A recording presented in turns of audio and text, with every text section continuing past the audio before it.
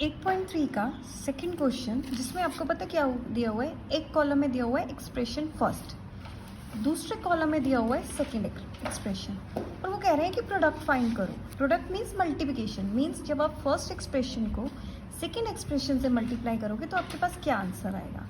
So in first column आपको दिया हुआ है ए, और सेकेंड एक्सप्रेशन सेकेंड कॉलम में दे रखा है B plus C plus D. तो आपको करना है मल्टीप्लिकेशन। तो सिंपली यहाँ पे प्लस का साइन आ चुका है, तो ये इंडिविजुअली होगा ए से। पहले ए होगा बी से, फिर ए होगा सी से, फिर ए किससे होगा, डी से। Let's do. जैसे ए को किया हमने बी से, देन प्लस, फिर हम ए को कर रहे हैं किससे, सी से, फिर हम कर रहे हैं किसको, ए से, ए को डी से। So let's do it individually. Simple है। ए इंटू बी क्या होगा मेरे पास, ए बी। ए इंटू सी क्या होगा मेरे पास, ए सी। ए इंटू डी क्या होगा मेरे पास, ए डी। सो ये था question number first. Let's do the question number second. First expression आपको दे रखा है x plus y minus 5, that is x plus y minus 5। इसको आपको मल्टीप्लाई करना है सेकेंड एक्सप्रेशन से जो है 5xy। ओके, सो आपके सामने देखो, पहले आपके पास है x, तो ये इससे होगा, फिर ये होगा इससे, फिर ये होगा इससे, इंडिविजुअली होगा टर्न बाय टर्न।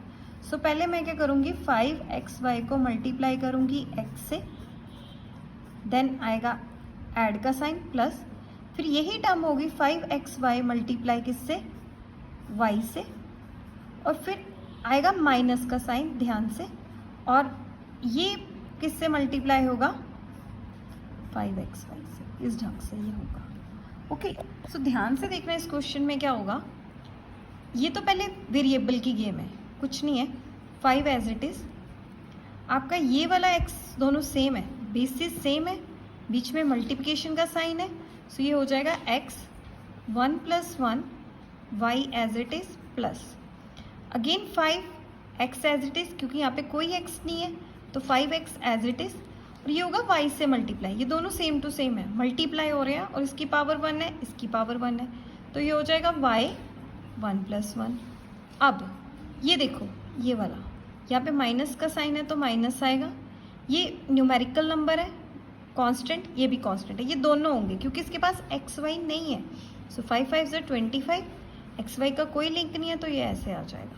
तो जब आप इसको सॉर्ट आउट करोगे, ये क्या बनेगा, 5 1 + 1 2 x raised to power 2y, okay, plus again 5x 1 + 1 y raised to power 2 minus 25xy। ये था आपका question number second. Okay, so question number third में क्या दे रखा है आपको p को मल्टीप्लाई करना है इस टर्म से। p को मल्टीप्लाई करेंगे हम लोग थर्ड क्वेश्चन में। p को मल्टीप्लाई करना है किससे, 6p, देन उसके बाद क्या था हमारे पास, 6p - 7p + 5, 6p - 7p + 5। Let's do this. ये जो p है ये सबसे पहले होगा इससे मल्टीप्लाई, फिर ये p होगा इससे मल्टीप्लाई, फिर ये p होगा इससे मल्टीप्लाई, और ये जो प्लस और माइनस के साइन है ये आपको लगाने पड़ेंगे, ये ध्यान से देखने हैं। सो पहले मैंने p को मल्टीप्लाई किया, चाहे आप ऐसे कर लो 6p, अगर आपको ऐसे करना है आप ऐसे कर सकते हैं, minus 7p × p plus p × 5, ये ऐसे है।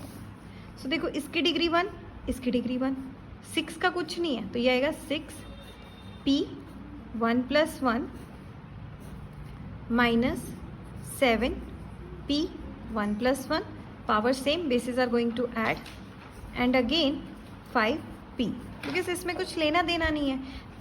5 डिफरेंट कांस्टेंट है, p डिफरेंट वेरिएबल है, तो ये सीधा हो जाएगा। तो ये आएगा 6p 1 + 1 2 माइनस 7p 2 + 5p। ये हो गया question number 3। Let's move on to the next, which is question number 4।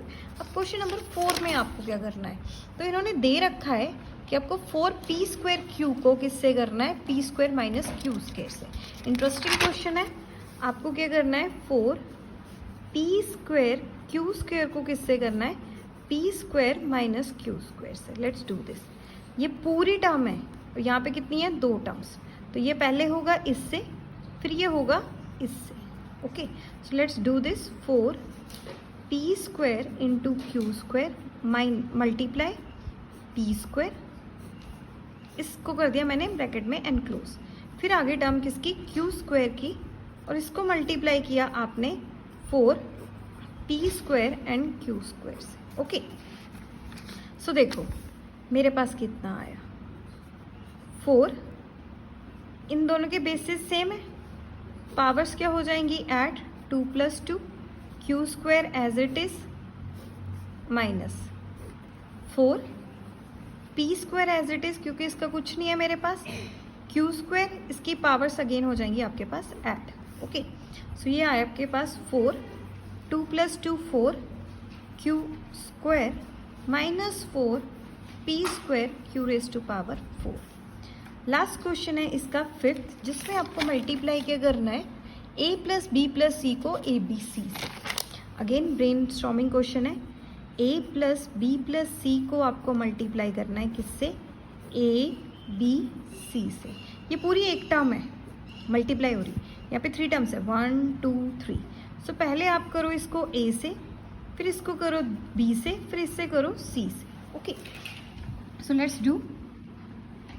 a b c को मैंने मल्टीप्लाई किससे किया, a से, फर्स्ट टर्म फिनिश. फिर b की टर्न है, फिर मैं a b c को किससे मल्टीप्लाई कर रही हूँ, b से. फिर मैं अगेन a b c को किससे मल्टीप्लाई कर रही हूँ, c से. देखो a को किया a b c से, that is a b c into a. फिर मैंने b को किया a b c इस टर्म से, फिर मैंने c को किया इस टर्म से a b c से. अब देखो आपके सामने ये दोनों सेम है, ये दोनों सेम है, बी सी का कोई लेना देना नहीं है.